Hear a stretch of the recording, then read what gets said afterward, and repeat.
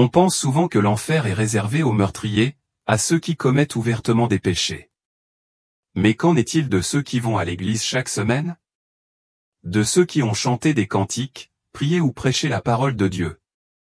N'hésitez pas à partager vos réflexions dans les commentaires ci-dessous afin que nous puissions en discuter ensemble. Quant à moi, la réponse est « aucun de nos frères », quelqu'un qui, comme la plupart des chrétiens, a toujours cru être en paix avec Dieu.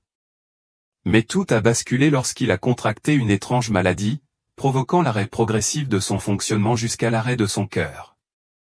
Dans ce moment fragile entre la vie et la mort, son âme a été entraînée en enfer, témoin de la chute de milliers de chrétiens modernes, simplement à cause de péchés ignorés. Il a été sauvé par Dieu et a pu revenir, apportant avec lui le seul chemin qui puisse nous préserver de la mort. C'est un témoignage difficile à entendre, mais c'est précisément parce qu'il est difficile à entendre qu'il doit être raconté. Écoutez attentivement ce témoignage, car certaines personnes n'auront jamais une seconde chance comme lui. Je m'appelle Roger. En mars 1982, une maladie a frappé mon corps. Au début de cette maladie, je n'y prêtais pas beaucoup attention, car j'avais juste une légère fièvre. Je me suis dit, bon, ce n'est qu'un rhume. J'ai commencé à prendre des analgésiques à la maison pendant 3 jours supplémentaires. Le 5e jour, ma température avait empiré, alors j'ai consulté un médecin. Il m'a examiné et m'a prescrit des médicaments, puis je suis rentré chez moi. J'ai commencé à prendre les médicaments, mais ils ne semblaient pas fonctionner. Le 8e jour, la fièvre avait encore augmenté et, en plus, je ressentais une étrange sensation de froid dans tout le corps. J'avais l'impression que mes os étaient écrasés et que ma tête allait exploser. Ma famille a alors décidé de m'emmener chez un autre médecin. Ce dernier m'a examiné et m'a dit, « Vous n'êtes pas malade. » Ma famille s'est plainte et lui a dit, « Comment pouvez-vous dire qu'il n'est pas malade alors que nous le soignons depuis 8 jours et qu'il souffre d'une fièvre et de douleurs atroces à cause de sa maladie ?» Le médecin m'a examiné à nouveau et m'a répondu, « Votre température est normale, votre pouls est normal, je ne trouve rien d'anormal. » Il a poursuivi, « Cependant, je vais vous donner des médicaments, car vous dites que vous êtes malade. Je vais être honnête avec vous, vous gaspillez votre argent, car vous êtes en bonne santé. » Il m'a donné les médicaments et je suis rentré chez moi. Les maux de tête, le froid, les douleurs dans mon corps, tout a disparu.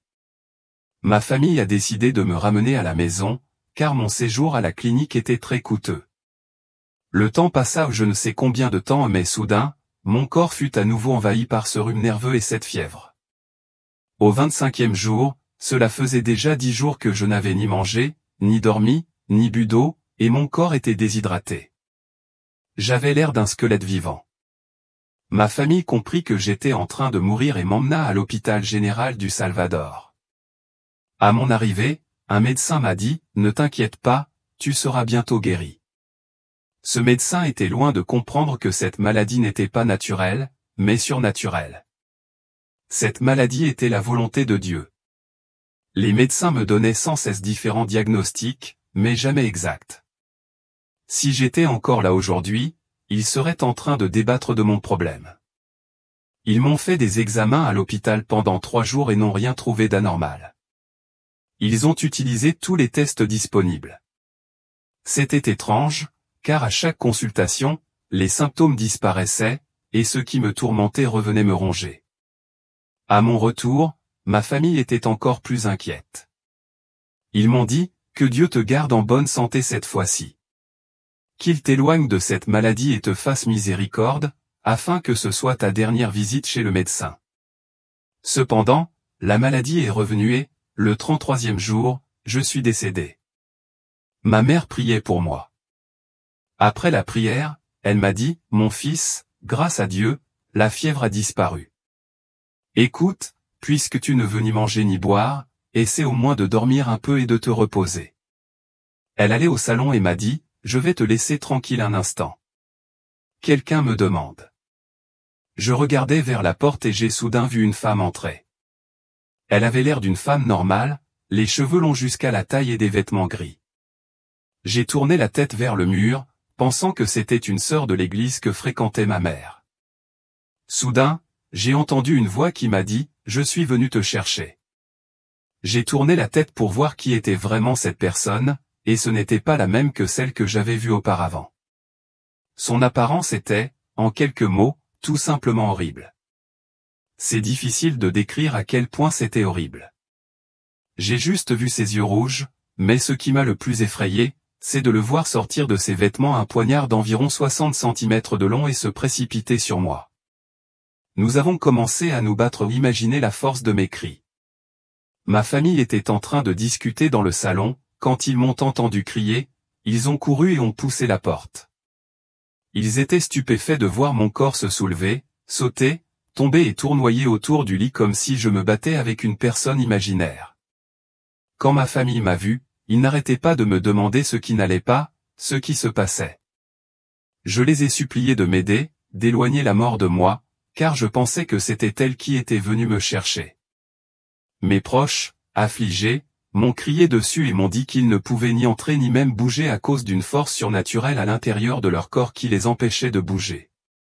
J'ai continué à lutter contre cet être, et mon corps a commencé à faiblir. Les gens se demandent si le diable est tel que le monde nous le montre, ou tel que la Bible nous le montre. Le diable veut faire croire que l'âme n'existe pas. Il dit que la tombe est la fin de l'existence, rien de plus. Il veut aussi faire croire qu'il existe un purgatoire où les gens iront payer pour leurs péchés, puis Dieu les enlèvera pour les placer au paradis avec lui. Je tiens à vous dire, mon ami, que ce sont là quelques-uns des pires mensonges du diable. Premièrement, l'âme existe. Deuxièmement, la tombe n'est pas la fin de la vie, après cette vie, il y a une autre vie, éternelle. Troisièmement, le purgatoire n'existe pas, c'est un mensonge du diable, une invention humaine. Car si une personne ne se repent pas, ne se détourne pas de ses péchés, ne se rapproche pas de Jésus-Christ et ne règle pas sa dette envers Dieu, elle ira en enfer comme moi. Quand ce poignard a transpercé mon cœur et que je suis mort, j'ignore combien de temps s'est écoulé, mais mon âme, ma véritable personnalité a commencé à quitter mon corps. La véritable personnalité n'est pas celle que l'on peut voir et toucher, mais la véritable personnalité de la personne, c'est l'âme. L'âme est celle qui ressent, voit, raisonne, entend, et c'est aussi celle qui devra se tenir une fois pour toutes devant le Seigneur pour rendre compte de ses actes au dernier jour.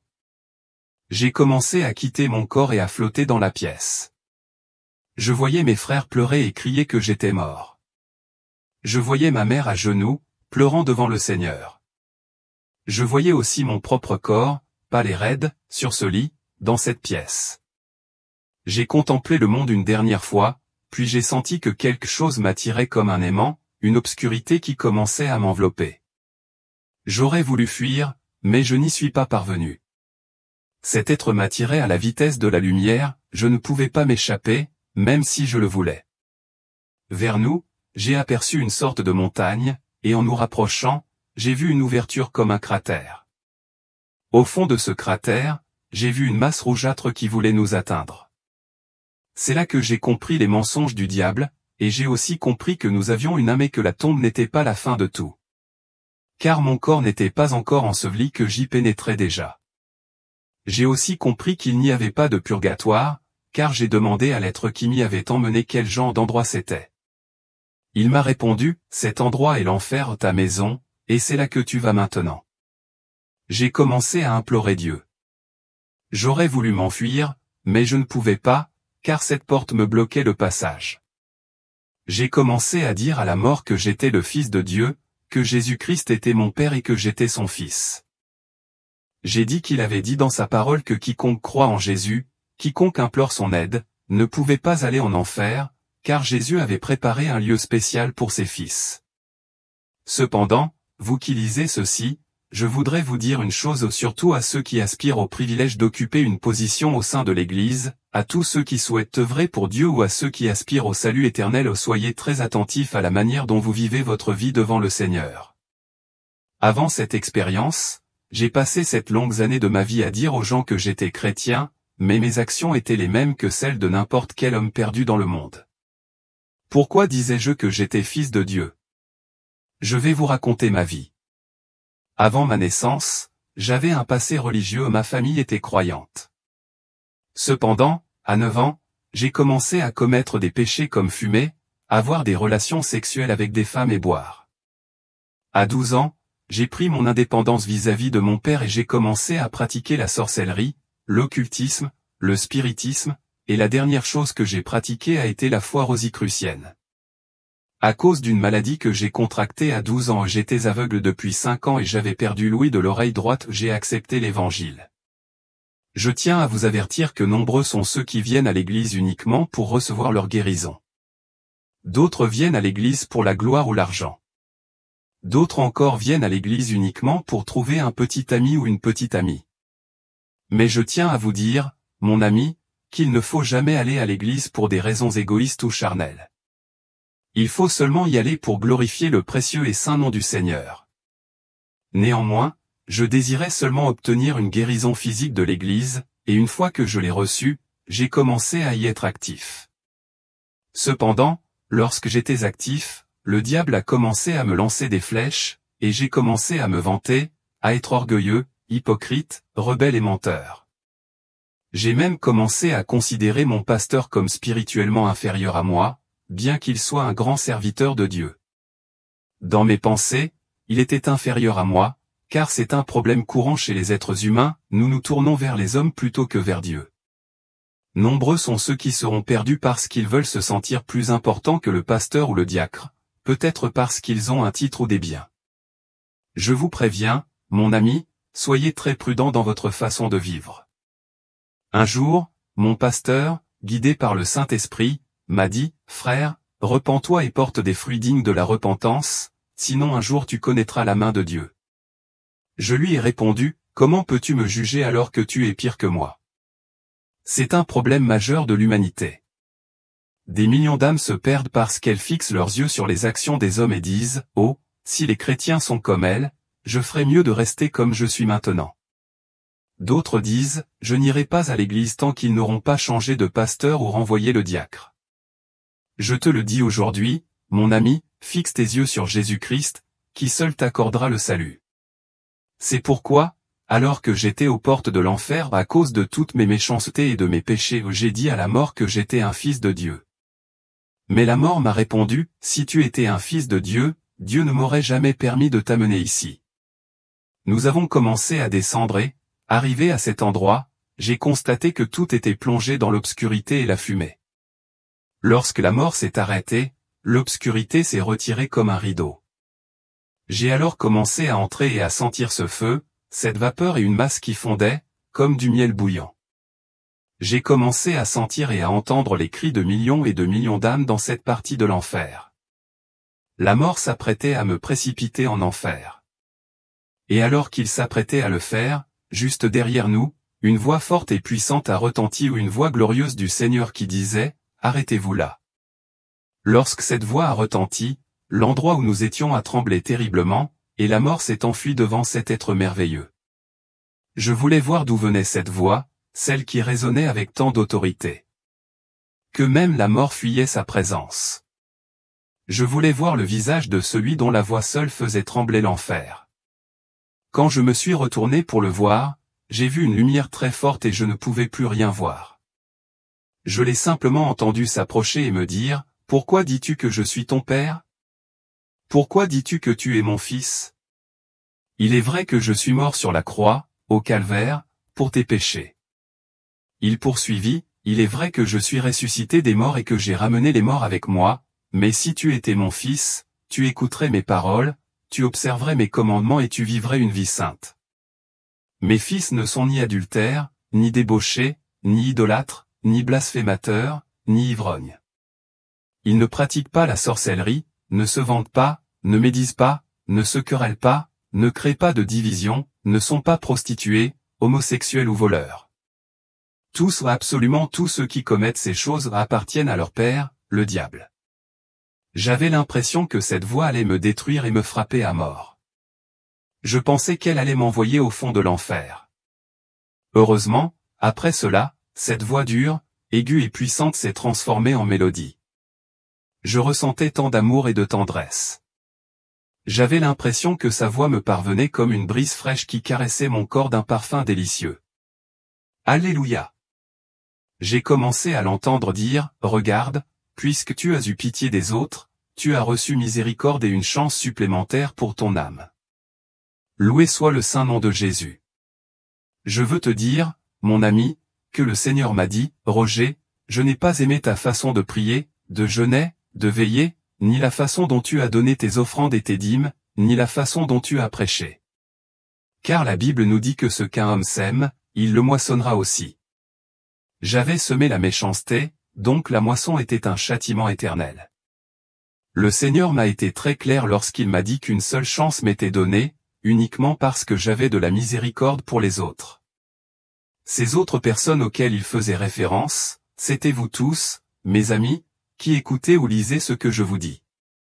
Pour le bien de l'humanité, Dieu a permis ce miracle afin que vous soyez avertis qu'il existe un lieu de tourment et que vous puissiez vous repentir, abandonner le péché et échapper à la condamnation éternelle. Si vous faites cela, vous aurez la chance de profiter de Jésus pour l'éternité, simplement grâce à la miséricorde de Dieu.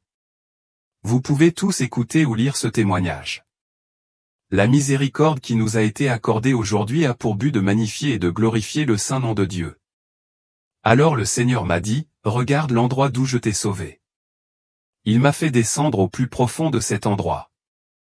J'ai commencé à sentir la mort couvrir mon corps de flammes, et j'étouffais. Je voulais m'échapper, mais les flammes me brûlaient en me projetant vers le ciel, et elles me rattrapaient à nouveau. Soudain, j'ai commencé à regarder autour de moi les millions et millions d'âmes qui souffraient le même tourment que moi. Je voyais le Seigneur Jésus bien au-dessus de moi, et des âmes l'appelaient, « Mon Père.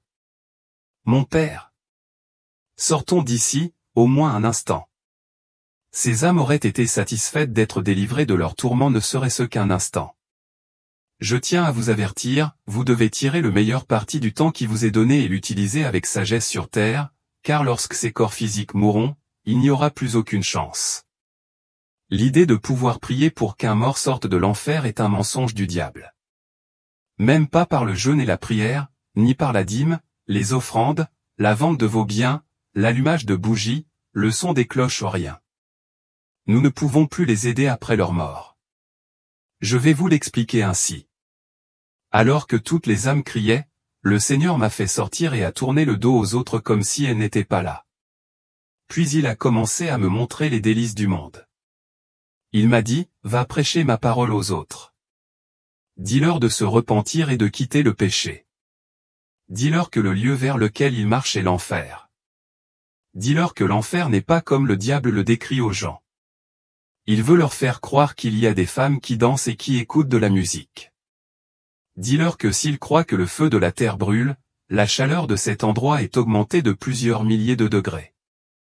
Et la condamnation éternelle n'est pas temporaire ni pour un jour, ni pour un mois, ni pour un an.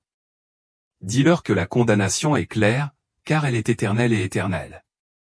Je veux vous prévenir, dit-il, c'est pourquoi vous devez profiter au maximum de votre temps, car tant que vous vivez, il y a encore de l'espoir. Louez le Seigneur. La terre est l'endroit où l'on appose son tampon sur son passeport pour l'endroit où l'on veut aller, l'enfer ou le paradis. À soi de choisir. Dans le feu de l'enfer, il n'y a pas que le tourment physique, mais deux autres facteurs tourmentent les gens, leur propre conscience et la culpabilité. La conscience les tourmente parce qu'elle se souvient du nombre de fois où l'on est passé près d'une église chrétienne, du nombre de fois où l'on leur a donné un tract, du nombre de fois où l'on leur a prêché, du nombre de fois où l'on a entendu quelqu'un leur parler de Jésus et où l'on s'en est moqué. Puis, ils ont commencé à regretter, car leur conscience les accuse. Ils blasphèment contre Dieu, contre leurs parents, et commencent à maudire quiconque croise leur chemin. S'ils voient un ami, ils s'accusent mutuellement et disent, « C'est ta faute si je suis ici, tu ne m'as jamais parlé de cet endroit, tu m'as juste appris à fumer et à faire le mal. C'est à cause de toi si je suis ici. » Dieu, cependant, veut que tu échappes à cette condamnation éternelle. Après cela, j'ai vu une rue remplie de centaines de personnes, des Bibles sous le bras. Rassemblés, ils s'entraînaient pour sortir de l'intérieur gothique. Le Seigneur m'a de nouveau dit, « Va dire à ces méchants qu'ils doivent se repentir du fond du cœur, et pas seulement des lèvres, comme ils le font maintenant. » Les dernières paroles du Seigneur. La voix du Seigneur se fit plus pressante à mesure qu'il parlait. Dis-leur que le simple fait de porter une Bible ne fait pas de mes enfants. Les fils du diable portent aussi des Bibles et pratiquent des rituels. Ce n'est pas parce que quelqu'un lit les Écritures qu'il les met en pratique. Ce qui m'importe, ce n'est pas l'apparence, mais le cœur. Ces paroles m'ont profondément touché, me rappelant que la vraie foi est enracinée dans le cœur, et pas seulement dans les actes extérieurs. Il marqua une pause avant de poursuivre d'un ton triste, dites-leur que leurs prières, leurs jeûnes, leurs actes extérieurs ne garantissent pas le salut si leur cœur est rempli de haine, de ressentiment, d'hypocrisie, de colère, d'orgueil, d'arrogance, de mensonge et de rébellion. Je n'accepterai pas leur sacrifice si leur cœur est rempli de ces choses. Ils peuvent paraître justes en apparence, mais leur cœur est impitoyable. Il m'a alors rappelé un verset de la Bible que j'avais souvent entendu, mais que je n'avais jamais vraiment compris. Quand tu apporteras ton offrande à l'autel, si tu te souviens que tu as quelque chose contre ton frère, laisse-la là et va d'abord te réconcilier avec ton frère, ensuite, reviens et je l'accepterai. Le Seigneur a souligné qu'il recherche la véritable réconciliation et l'amour, et non des actes de piété vides de sens. Ce qui compte, ce n'est pas ce que vous montrez au monde, c'est ce que vous avez dans le cœur. Si votre cœur est rempli d'amertume et de rancune, je ne me laisse pas tromper par votre adoration extérieure. Le ton du Seigneur devint plus intense. Dis-leur que ce n'est pas parce qu'ils occupent une position dans l'Église qu'ils sont sauvés. Il ne suffit pas de bien prêcher, de chanter magnifiquement ou de donner généreusement. Servir dans l'Église ne garantit pas le salut. Une position ou un titre ne signifie rien si votre cœur n'est pas en accord avec ma volonté. C'est votre cœur qui compte, pas seulement vos actions. Avec une profonde tristesse, il poursuivit, dites-leur que si leur cœur est rempli d'orgueil, d'hypocrisie, de rébellion et de mensonge, ils ne sont pas différents des autres. Même s'ils se présentent devant les autres et prononcent ma parole, leur orgueil les mènera droit en enfer. Ils peuvent paraître justes aux yeux du monde, mais leur âme est perdue parce qu'ils ne m'ont pas soumis leur cœur. Sa voix redevint puissante. Dis-leur que je veux qu'ils me louent en esprit et en vérité. Trop nombreux sont ceux qui me louent du bout des lèvres, mais leur cœur est loin de moi. Je ne veux pas de paroles creuses, je veux une véritable adoration venue du plus profond de leur âme. Je veux qu'ils me louent de tout leur être, corps, âme et esprit. Il est temps d'arrêter de jouer. Il est temps d'arrêter de faire semblant. La voix du Seigneur s'adoucit et implora, il ne suffit pas de faire semblant. S'ils veulent être avec moi au ciel, ils doivent vivre une vie qui reflète ma sainteté. Je ne les ai pas appelés à vivre comme le monde ni à faire semblant que tout va bien. Je les ai appelés à être mis à part, à vivre une vie de sainteté, à être une lumière dans les ténèbres. Leur cœur doit être pur et leurs actions doivent refléter ma vérité. Avec un dernier commandement perçant, il a dit, il ne suffit pas de se dire chrétien. Il ne suffit pas d'avoir une Bible sur soi ou de prononcer les mots justes. Je vous appelle à vivre votre foi. Vivez avec intégrité, humilité et amour. Laissez tomber votre orgueil, vivez pour moi, pas pour vous-même. Alors seulement vous hériterez du royaume des cieux. À cet instant, j'ai su que ma mission était claire. Je devais partager ce message avec tous ceux que je pouvais, en les avertissant des dangers d'une foi passive et hypocrite. Le temps des faux semblants était révolu. Le temps de la vraie repentance était venu. Le Seigneur m'a dit, viens. Un aperçu du paradis. Nous avons commencé à nous élever et à nous éloigner de cet endroit terrible. En montant, j'ai commencé à apercevoir un endroit magnifique. J'ai vu des nuages blancs comme du coton se déplacer d'un endroit à l'autre, et j'ai entendu des louanges angéliques louant et glorifiant le précieux nom de Jésus. Alléluia. Après cela, je l'entendis dire, regarde. Je vis alors les nuages s'éloigner comme des rideaux, et au loin, je commençai à apercevoir quelque chose qui ressemblait au toit d'un château. Il y avait des portes, des fenêtres et des toits qui reflétaient de multiples couleurs, comme incrustés de pierres précieuses. J'aperçus une rue blanche qui brillait, et sur ses côtés s'étendaient des jardins ornés de très grandes et magnifiques fleurs aux couleurs multiples. Leur parfum était comme la combinaison de milliers de parfums délicieux vaporisés simultanément. Jésus m'a dit, voici ce que j'ai préparé pour mes enfants. Alléluia. Dis-leur que je ne suis pas un menteur, ni un fils d'homme pour me repentir. Ce que je leur ai promis est fidèle et vrai. Tout cela attend ceux qui veulent le recevoir, mais dis-leur de se battre, de faire des efforts, de vaincre, car tout cela est prêt pour ceux qui veulent le recevoir. Après cela, il dit, observe et médite. Je vis une longue table avec une nappe blanche brodée, décorée partout. Certaines parties de la table étaient en or pur et incrustées de pierres précieuses. Les chaises étaient magnifiquement sculptées, portant les noms des rachetés, et je vis des plats remplis de nourriture. Puis je l'entendis dire, voici ce que j'ai préparé pour mes enfants. Redis-leur que je ne suis pas un homme pour mentir, ni un fils d'homme pour se repentir. Tout cela attend tous ceux qui veulent le recevoir. Si vous n'avez pas de place sur terre, repentez-vous et changez de conduite, car au ciel il y a des demeures qu'aucune main d'homme n'a construites, mais que les mains du Seigneur ont bâties. Louez le Seigneur. Jésus dit alors, regarde, tout cela est pour ceux qui veulent le recevoir, mais dis-leur de lutter, de faire des efforts, de vaincre, car tous ne pourront pas entrer dans ce lieu. J'ai vu comme un drap de lin se dénouer, et il m'a dit, transmets ce message à ceux qui commencent la course et qui reviennent. Dis-leur que les lâches n'hériteront pas du royaume des cieux. Il a poursuivi, allez transmettre ce message à ceux qui rechutent et abandonnent juste au moment où ils sont sur le point d'arriver, presque au bout de leur course. Encouragez-les à se battre, à faire des efforts, à persévérer, à vaincre, car leur récompense qui est latente est grande, plus grande que quiconque peut l'imaginer. Louez le Seigneur. C'est vrai ce que l'apôtre a dit, ce que l'œil n'a pas vu, ce que l'oreille n'a pas entendu, ce qui n'est pas monté au cœur de l'homme, c'est ce que Dieu a préparé pour ses enfants. Après cela, la voix de Jésus s'est transformée en une voix de tristesse, comme des pleurs, disait, regardez tous ceux qui sont ici et qui ne pourront pas entrer. Je tiens à vous avertir qu'il ne suffit pas d'être un exalté ou d'être religieux. Il ne suffit pas de se dire chrétien, d'avoir une Bible sous le bras ou d'aller à l'église tous les dimanches. Il ne suffit pas de chanter, de prier ou de jeûner. Il a dit, la chose la plus importante est de fuir le péché, de vivre une vie de crainte de Dieu et de vivre une vie sainte, une vie qui est agréable aux yeux du Seigneur. Je me souviens avec tristesse que, lorsque j'étais en enfer, j'ai vu beaucoup de mes proches. Comprenez-vous à quel point c'est terrible? J'avais prié pour eux. J'avais allumé des bougies pour eux.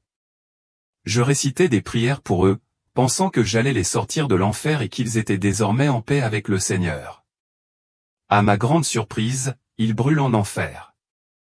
J'y ai vu toutes sortes de gens, des religieux, des pauvres, des riches, des gens intelligents et instruits, mais aussi des ignorants. J'ai aussi vu des pasteurs, des évangélistes et un grand nombre de chrétiens. C'étaient des gens que je connaissais sur terre, mais à cause de leur vie pleine d'hypocrisie, de rébellion, de tiédeur, d'orgueil, d'arrogance et de mensonges, ils brûlent maintenant en enfer. Un avertissement contre la passivité. Heureusement, vous avez encore une chance. Tant que vous êtes en vie et que vous lisez ceci, vous avez encore de l'espoir. Soyez intelligents et échappez à la condamnation éternelle. Jésus a poursuivi en disant, dites-leur que je suis fatigué de leur passivité. Ce n'est pas le moment de critiquer leur pasteur ou leur diacre. Ce n'est pas le moment de se disputer ou de se diviser.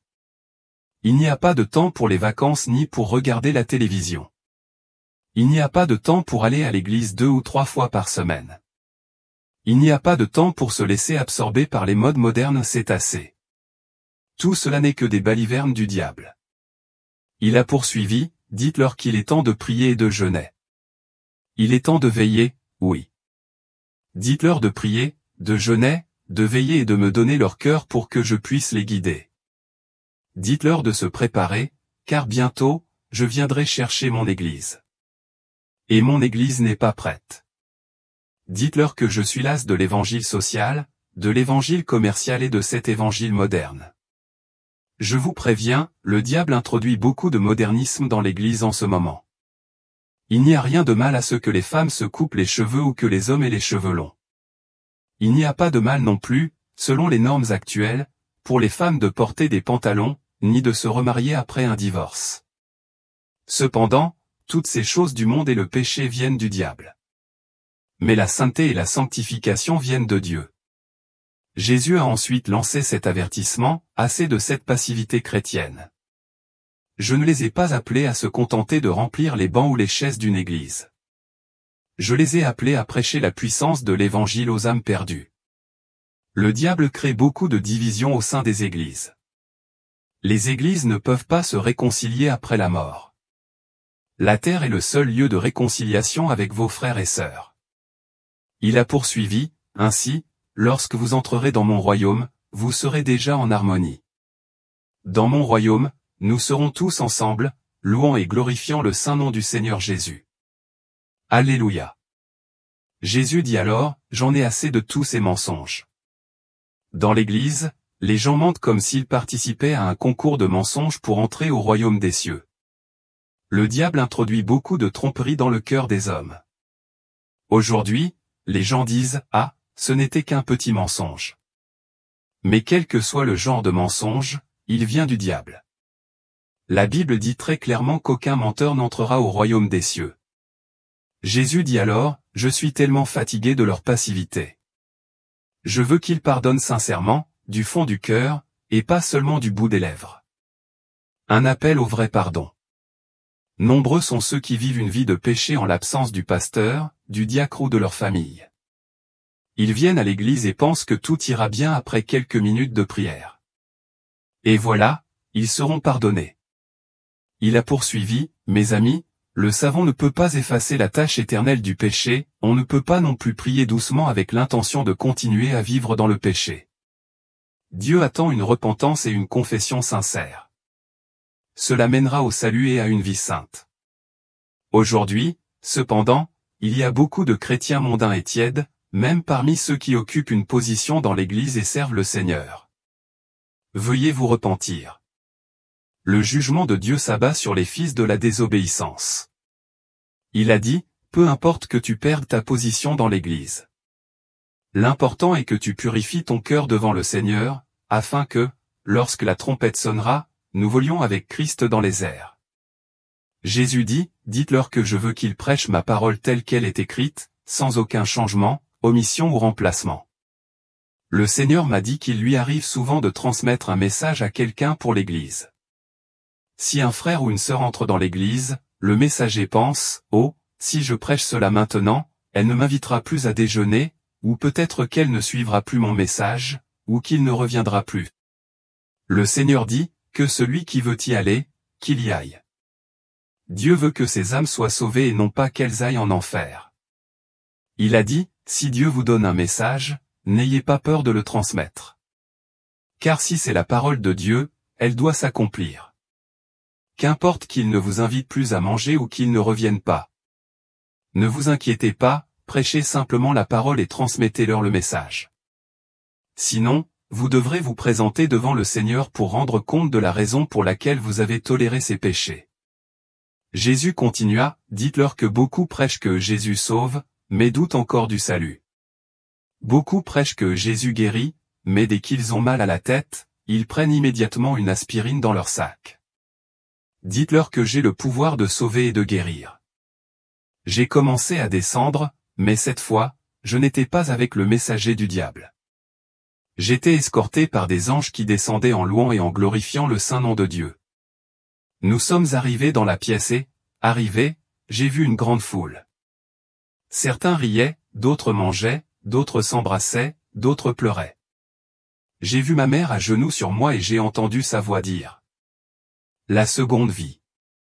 Père, si vraiment je suis ta fille, mon Seigneur, si tu m'as accueilli comme ta fille, accomplis un miracle afin que tous ceux qui ne croient pas à ta parole croient que tu peux accomplir des miracles. J'ai senti comme si quelque chose me tirait vers mon corps, puis je me suis assise sur le lit. La première chose que j'ai faite a été de crier, gloire à Dieu. Puis j'ai dit à ma mère, maman, j'ai faim. J'ai été ressuscité et guéri pour l'honneur et la gloire de Dieu. Loué soit le Seigneur. Je cherchais quelque chose à manger. Quand j'ai dit, gloire à Dieu, tout le monde s'est retourné vers moi. Le plus triste, c'est que lorsque j'ai dit, j'ai faim, tout le monde s'est mis à courir et à trébucher. Des gens dehors et nos voisins sont venus voir ce qui s'était passé et ont dit, c'est un véritable miracle. Je vous préviens tous, Jésus reviendra quand on s'y attendra le moins. Chez moi, les gens n'étaient pas prêts à un tel moment. Je suis mort à 19h30 et je suis revenu à mon corps à 11h le lendemain.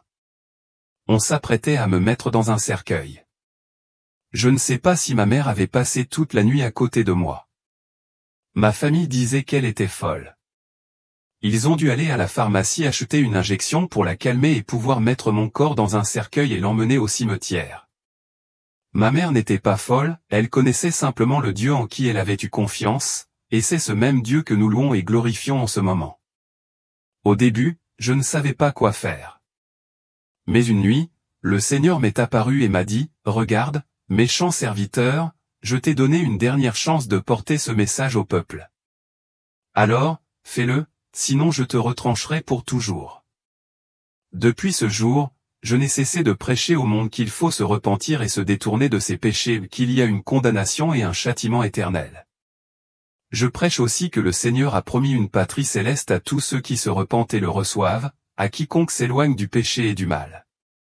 Jésus-Christ nous a promis le pardon et la vie éternelle. Gloire à Dieu. Si vous avez désiré vous rapprocher de Dieu, demandez pardon. Et si vous avez envie de pleurer, pleurez, ne retenez pas vos larmes devant le Seigneur. Priez simplement. Notre Père qui es aux cieux, je te supplie d'avoir pitié de mon âme, de pardonner mes rébellions et d'effacer mes offenses.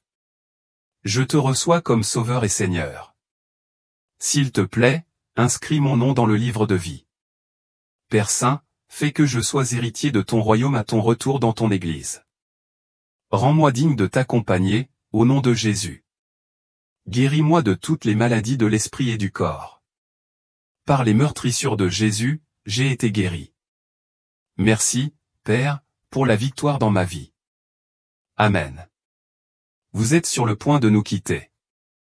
Assurez-vous d'être abonné à notre chaîne et d'activer la cloche pour le prochain article, le seul péché qui envoie des millions de chrétiens en enfer. Des signes indiquent que le jour du retour du Seigneur approche, le sentez-vous? Des conflits politiques éclatent, de violents tremblements de terre secouent le sol, des émeutes ravagent les villes, rien de tout cela n'est dû au hasard. Tout cela prépare la voie à un monde nouveau, un monde où la frontière entre la lumière et les ténèbres sera clairement tracée. Quand ce jour viendra, serez-vous certain d'être élevé? Êtes-vous certain que votre âme a été purifiée, prête à être choisie par Dieu? Si un soupçon de doute subsiste en vous, même le plus infime murmure, « pas sûr », alors, s'il vous plaît, ne vous détournez pas, restez un peu plus longtemps et écoutez le témoignage qui suit, car vous y trouverez peut-être votre réponse, ou du moins un signe crucial pour vous aider à discerner le chemin que vous empruntez réellement. Cette catholique est morte, mais pas seulement physiquement, sa foi s'était refroidie depuis longtemps. Au moment sacré de sa mort, son âme a été témoin d'une réalité spirituelle brutale, un lieu où l'amère vérité se pose, tous ceux qui portent le nom de croyants ne seront pas recueillis par le Seigneur. Pourtant, au cœur de ce jugement sévère, Dieu, dans sa miséricorde, lui a laissé des signes et des normes claires pour la guider, par sa délivrance, un avertissement destiné à nous tous. Quels sont ces signes? Restez avec nous jusqu'à la fin, car ce témoignage pourrait être votre dernière occasion d'examiner votre âme avant que le son de la dernière trompette ne résonne sur la terre. Avant d'aborder cette histoire, je vous invite à laisser votre nom et votre ville d'origine. Nous voulons vous élever dans la prière, en invoquant votre nom devant le trône de Dieu, afin que, dans les jours à venir, le feu de la foi continue de brûler en nous au milieu des ténèbres de ce monde. Si les mots que vous êtes sur le point d'entendre touchent votre cœur, pensez à montrer votre soutien en cliquant sur et restez à l'écoute de ce qui suit. Un grand merci, Button, pour avoir semé la foi dans le royaume éternel de Dieu.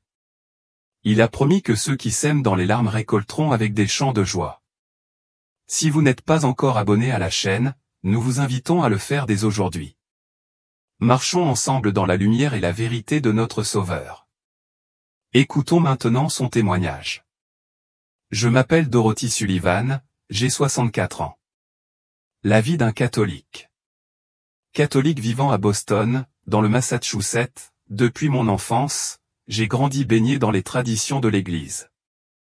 J'assistais à la messe tous les dimanches, me confessais régulièrement et accordais une confiance absolue à tout ce qu'on m'enseignait.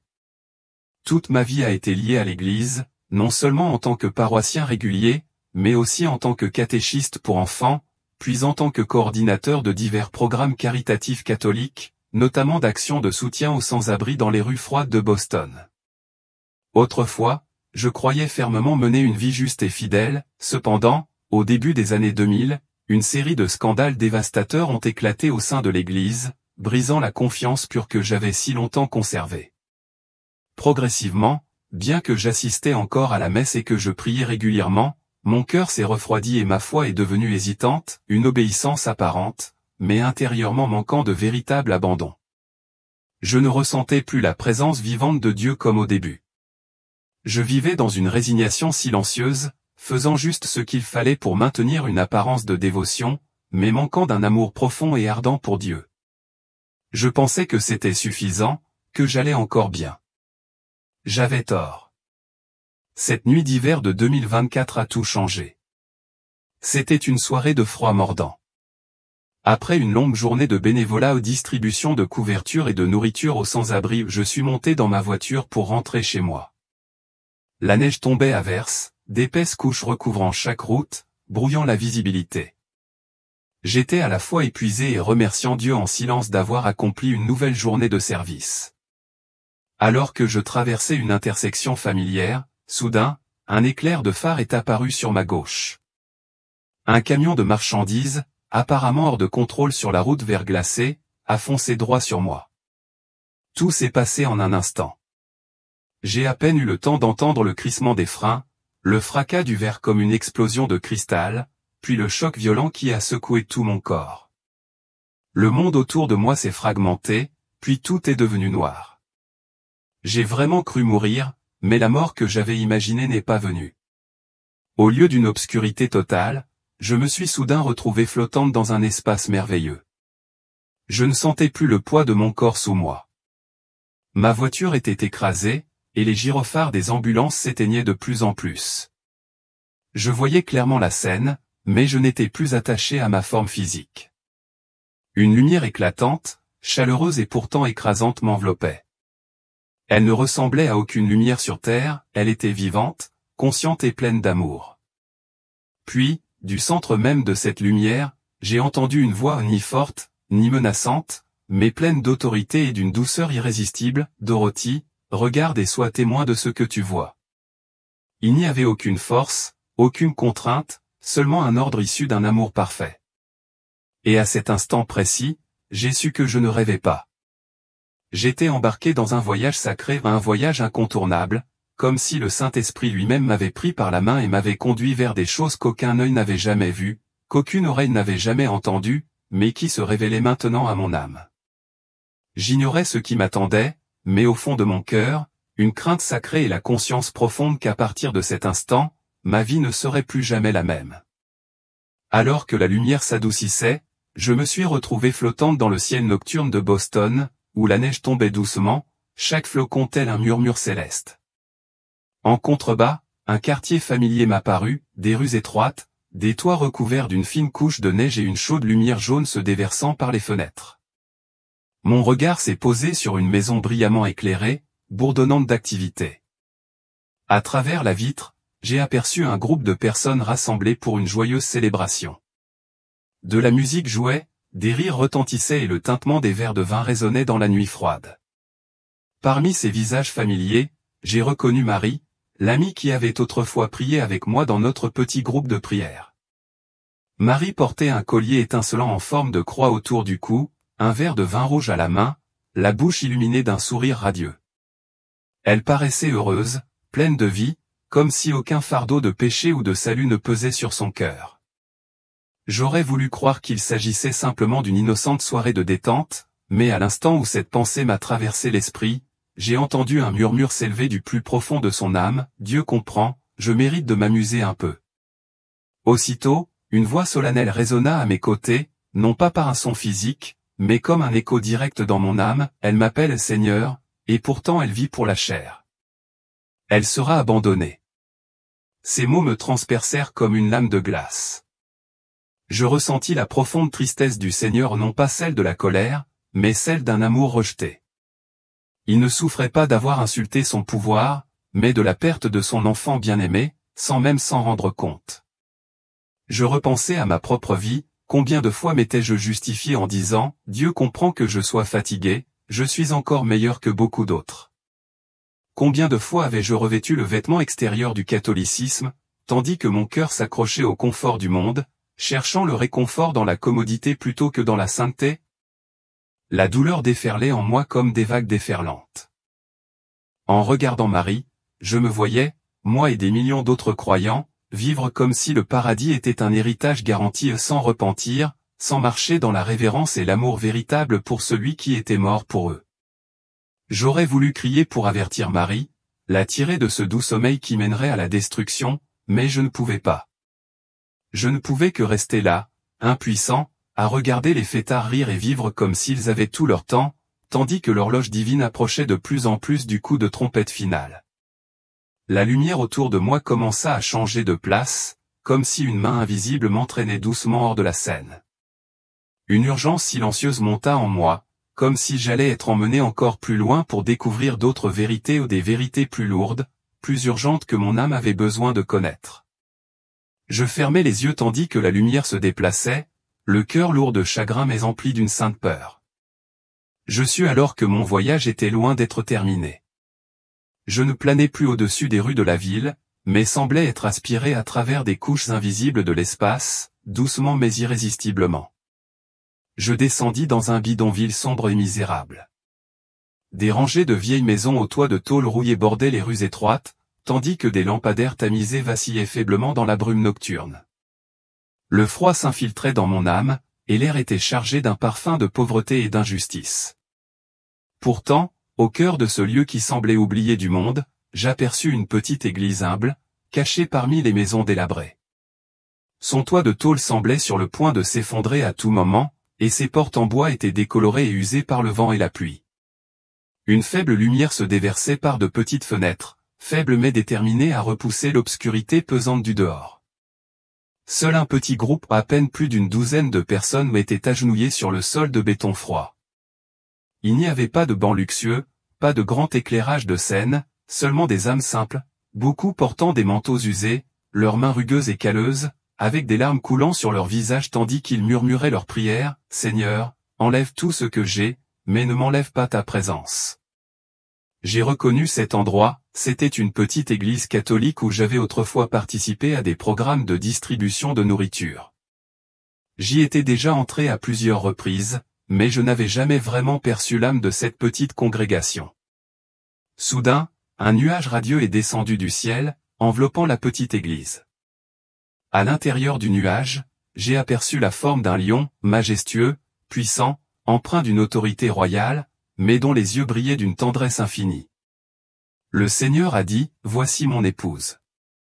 Elles seront élevées. » Sa voix n'a pas seulement atteint mes oreilles, elle a pénétré jusqu'à mon âme, me forçant à m'agenouiller intérieurement, bien que mon corps n'ait plus de poids.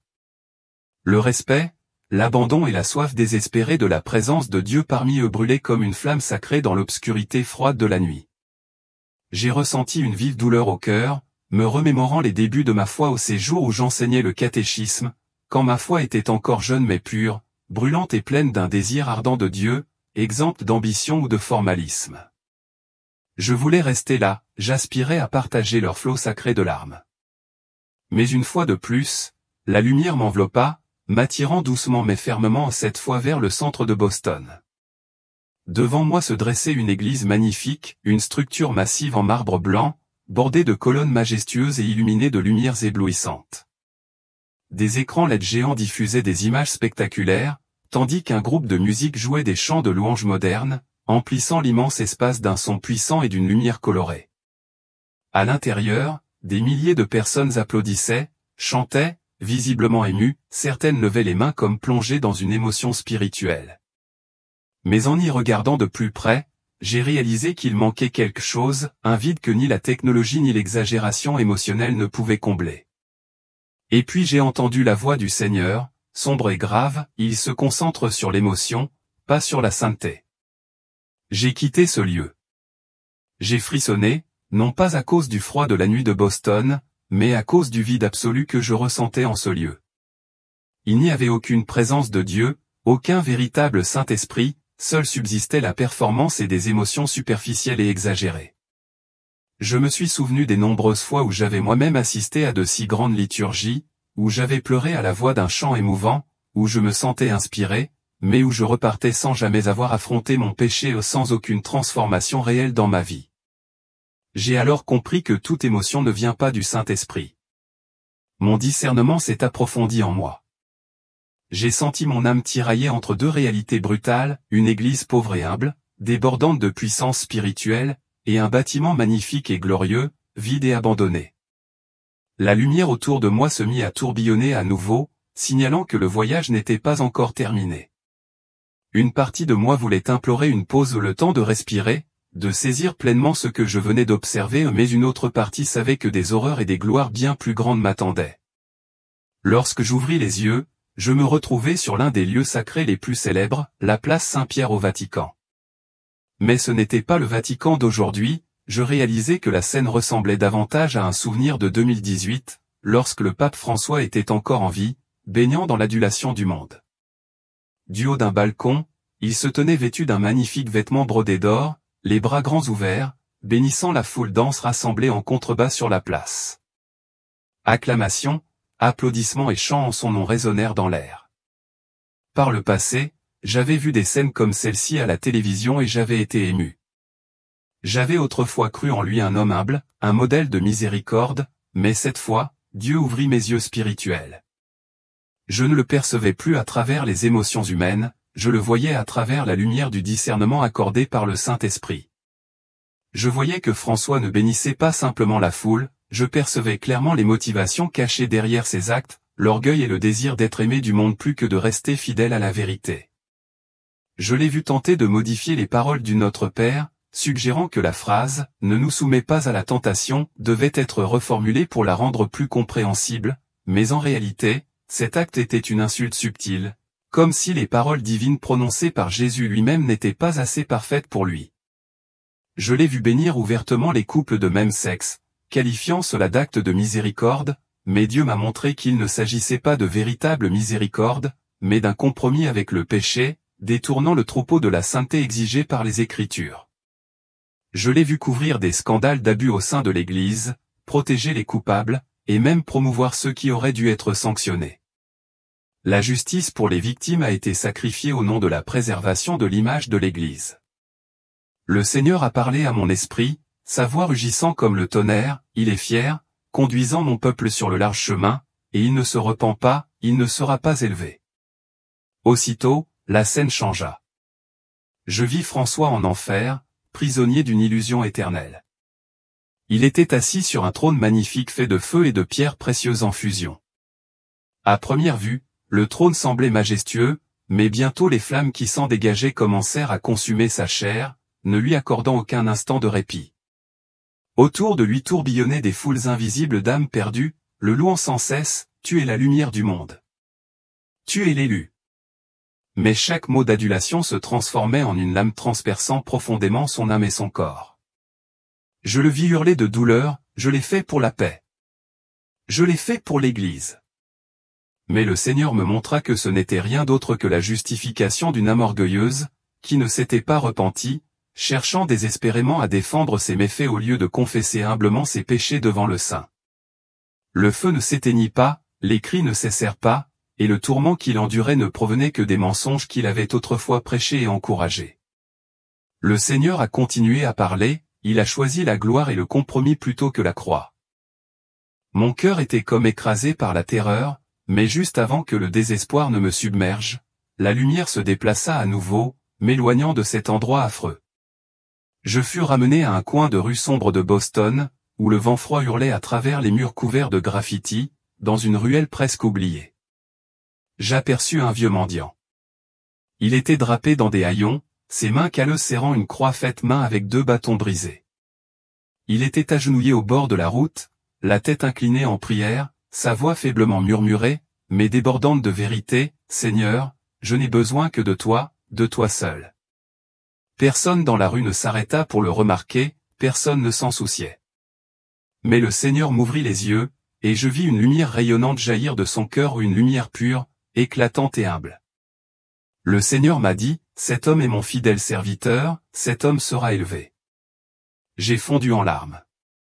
Je pleurais non seulement par pitié pour le mendiant, mais parce que je comprenais que la distinction de Dieu ne repose pas sur la célébrité, le titre ou la reconnaissance publique, mais entièrement sur le cœur, l'humilité, l'abandon et une soif sincère de lui.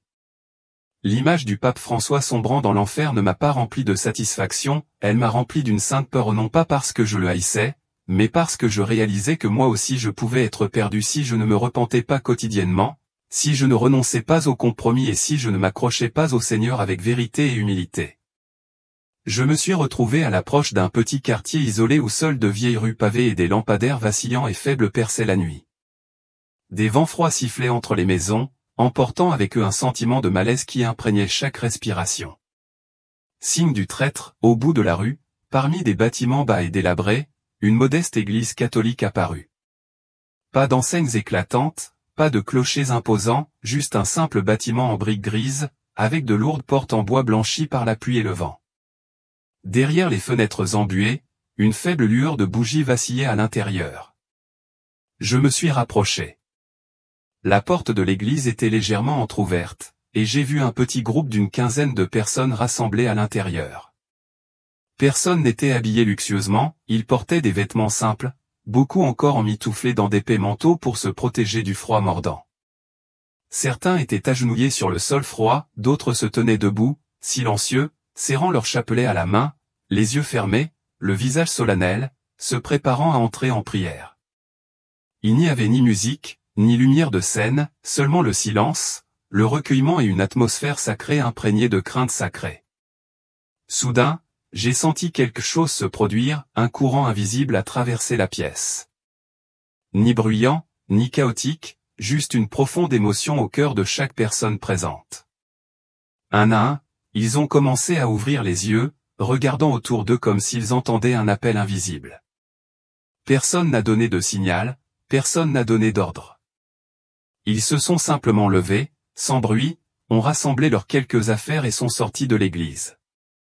Certains ont hésité un bref instant, comme si la raison essayait de les retenir, mais une étrange paix les a ensuite enveloppés, et ils sont partis sans un mot de plainte.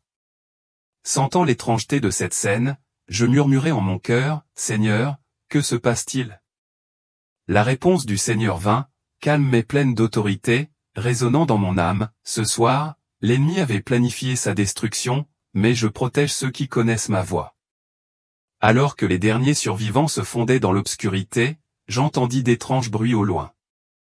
Dans l'ombre, au bout de la rue, des silhouettes masquées surgirent, armes à la main. Elles entrèrent dans l'église en criant, brandissant leurs armes avec frénésie, dans une rage insensée. Des coups de feu fusèrent dans la nuit. Des portes en bois furent enfoncées, des bancs en chêne renversés, des nuages de poussière emplirent l'air. Ils cherchèrent des victimes, mais l'église était vide, pas une seule personne n'avait été blessée, pas une goutte de sang n'avait coulé. Je restais là, témoin de toute la scène, le cœur battant d'émerveillement et de gratitude. Un miracle s'était produit, mais pas un miracle bruyant et spectaculaire. C'était un salut silencieux, réservé à ceux qui avaient des oreilles spirituelles pour entendre et un cœur assez obéissant pour agir. Des souvenirs douloureux ont soudain envahi mon esprit, le massacre de l'église de Charleston en 2015, où de doux croyants ont été massacrés en pleine prière, simplement parce qu'ils n'avaient pas été prévenus. J'ai tremblé en réalisant, si nous n'écoutons pas, si nous ne sommes pas sensibles à l'appel spirituel, le prix pourrait bien être notre vie. À cet instant, une question grave, presque paniquée, s'est posée dans mon cœur, serais-je assez sensible pour reconnaître la voix du Seigneur dans un moment de danger, ou resterais-je endormi, perdu dans le bruit du monde jusqu'à ce qu'il soit trop tard ? Personne n'a répondu à cette question. Je savais que la réponse se trouverait dans la façon dont je choisirais de vivre chaque jour à partir de maintenant. Le vent froid soufflait dans la rue, emportant avec lui un murmure, tel un rappel céleste, mon voyage n'était pas encore terminé. Puis, au-dessus de moi, le ciel se fendit soudain, comme si une main invisible avait déchiré un rideau immense. À travers cette immense déchirure jaillit une lumière vive et éclatante, plus pure que le cristal, plus éclatante que des millions de soleils, sans pour autant m'aveugler. Au contraire, cette lumière enveloppait tout ce qu'elle touchait, emplissant l'air d'une pulsation de vie divine qui respirait, bougeait et interpellait chaque âme qui lui appartenait véritablement. L'avenir des âmes choisies par Dieu, de tous les coins de la terre, j'ai vu de petits rayons de lumière s'élever tels des fils d'or tirés vers le ciel. Ils surgissaient de partout, quartiers surpeuplés, chambres d'hôpital solitaires, cellules de prison obscures, maisons délabrées nichées dans des ruelles oubliées, villages reculés en pleine campagne, et même des recoins les plus sombres et abandonnés des villes. Un à un, les gens commencèrent à s'élever vers le ciel radieux, enfants serrant leurs jouets chéris, personnes âgées épuisées s'appuyant sur une force invisible, hommes et femmes de toutes origines et de tous horizons. Il n'y avait ni chaos, ni peur. Leur corps semblait rayonner de l'intérieur, comme si un feu sacré brûlait en eux, un feu qui purifiait, qui glorifiait, sans jamais nuire. Leur visage rayonnait d'une joie si pure, si profonde qu'elle dépassait l'expression humaine ou une joie que seul le ciel lui-même pouvait engendrer. Parmi eux, j'ai reconnu de nombreux visages familiers, des bénévoles qui avaient autrefois discrètement distribué de la nourriture aux sans-abri sans chercher la moindre reconnaissance, des aînés oubliés qui avaient consacré toute leur vie à servir humblement, des mères qui avaient pleuré seules dans le noir en élevant leurs enfants avec foi, des enfants handicapés qui avaient aimé Dieu d'un cœur plus innocent que les anges, même les pauvres et les sans-abri, ceux que le monde avait méprisés et rejetés, brillaient désormais plus que les rois et les chefs religieux les plus célèbres. Ils s'élevaient de plus en plus haut, les larmes coulant à flots, non pas de chagrin, mais d'un immense sentiment d'amour enfin comblé. Leurs voix se sont entrelacées en une symphonie de gratitude époustouflante qui a rempli les cieux. « Seigneur, Seigneur, je suis enfin à la maison. » Au-dessus d'eux, de vastes armées d'anges attendaient, les bras tendus, prêtes à revêtir chaque âme de robe d'un blanc éclatant, tissée non pas avec des étoffes terrestres, mais avec la justice même du Christ. Des couronnes de gloire étaient posées sur leur tête, chaque couronne, unique, racontant l'histoire d'une vie vécue dans une dévotion silencieuse et une foi inébranlable. Pendant ce temps, je baissais les yeux, de nouveau vers la terre, et mon cœur se serrait. Les églises étaient froides et vides, leurs bancs abandonnés, les Bibles, autrefois lues avec enthousiasme, gisaient maintenant ouvertes et silencieuses sur des chaises et des autels vides, les téléphones bourdonnaient sans cesse sur des tables désertes, les appels et les messages affluaient, mais personne ne répondait. Les élus avaient disparu. Dans les villes, le chaos s'est répandu comme une traînée de poudre.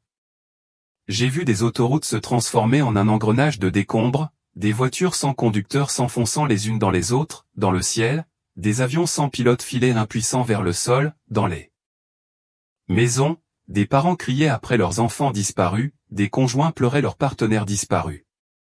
Des demeures cossues aux bidonvilles en ruine, les cris d'angoisse de ceux qui restaient résonnaient dans la nuit. Le monde avait changé en un instant, et ceux qui n'avaient vécu que pour cette terre l'affrontaient désormais seuls. Alors que le magnifique avenir des élus se dévoilait au-dessus d'eux, à jamais hors d'atteinte, je sentais l'horreur déferler comme un raz-de-marée dans le cœur de ceux qui restaient. À cet instant terrible, ils comprirent les vérités qu'ils avaient autrefois moquées, rejetées ou traitées à la légère désormais indéniables devant eux. Ils savaient qu'ils avaient gâché leur chance, et qu'il était trop tard. De retour avec une mission, j'ai levé les yeux vers le ciel. Là, dans les cieux, j'ai vu des anges ou des êtres majestueux, éblouissants comme l'éclair, leurs ailes déployées dans le ciel descendre en gloire à la rencontre des âmes qui s'élevaient. Ils venaient non pas avec jugement, mais avec tendresse, conférant à chaque âme ascendante un corps nouveau et incorruptible, pur, rayonnant, intouché par la douleur ou la décadence. Des chants jaillissaient de leur bouche, emplissant les cieux d'une beauté indicible. Saint, Saint, Saint est le Seigneur Dieu Tout-Puissant, qui était, qui est et qui vient. Il n'y avait plus de larmes, plus de chagrin, seulement une adoration sans fin coulant comme un fleuve de lumière vive. Alors le Seigneur parla, non pas comme un coup de tonnerre lointain, mais comme si mon cœur se fendit et que ses paroles se déversèrent en moi. Seuls ceux qui sont morts au monde, qui l'ont abandonné, lui et ses passions, seront relevés. Ceux qui s'accrochent à leur vie la perdront. Ces paroles me transpercèrent jusqu'au plus profond de moi. Je réalisais à quel point mon cœur était divisé, une fois mêlé de compromis, un amour pour Dieu mêlé à l'amour du monde.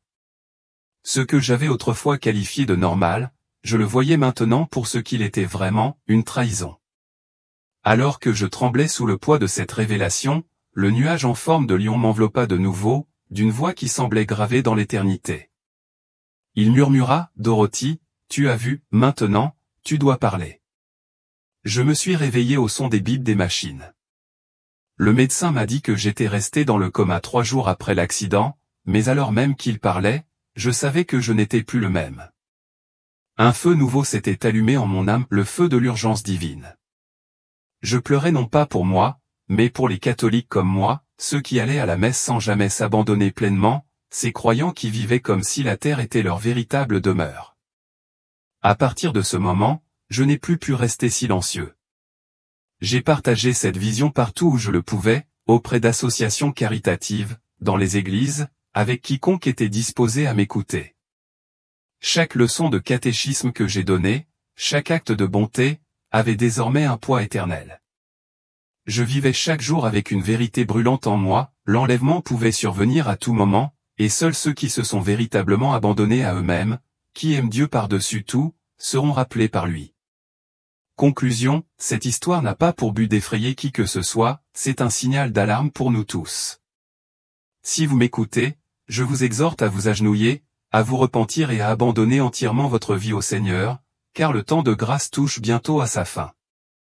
Et la question la plus importante demeure, serez-vous rattrapé ou laissé derrière? Être faible et fragile aux yeux terrestres, nous pouvons parfois trébucher et tomber, et Dieu, dans sa miséricorde, le comprend, mais pour ceux qui sont chargés de guider des millions d'âmes, comme les papes, le prix du péché est bien plus lourd. De nombreuses affirmations ont circulé selon lesquelles, après sa mort, le pape François aurait été entraîné en enfer à cause d'un seul péché grave. Si vous souhaitez découvrir les vérités bouleversantes sur ce qui a conduit le pape François à ce destin, restez avec moi pour la prochaine lettre.